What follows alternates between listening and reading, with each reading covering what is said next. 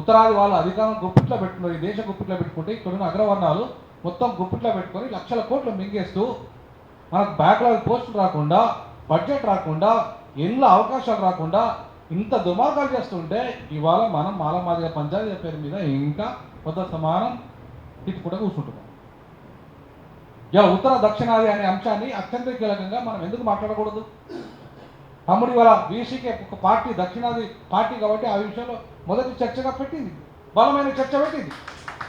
అదే ఎవరైనా కాంగ్రెస్ పెట్టగలుగుతారా దాని మీద?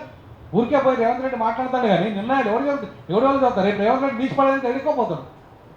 ఇప్పటికే బీజేపీ ఏజెంట్గా ఉన్నారో భయ్ నేను తీసిపడేంతమనే హెచ్చరికలు కూడా వచ్చేస్తున్నాను. వస్తలేవా? ఎందుకంటే ఇవాళ దేశంలో ఇవాళ కాంగ్రెస్ పార్టీని కాపాడుతుంది రెండు రాష్ట్రాలు, కర్ణాటక అయినా తెలంగాణ. ఒకవేళ ఈ రెండు రాష్ట్రాలు కనుక కాంగ్రెస్ చలో వెళ్తే ఇవి మాకు అవసరం లేదన్నాం అనుకో, ఏంటి కాంగ్రెస్ పరిస్థితి?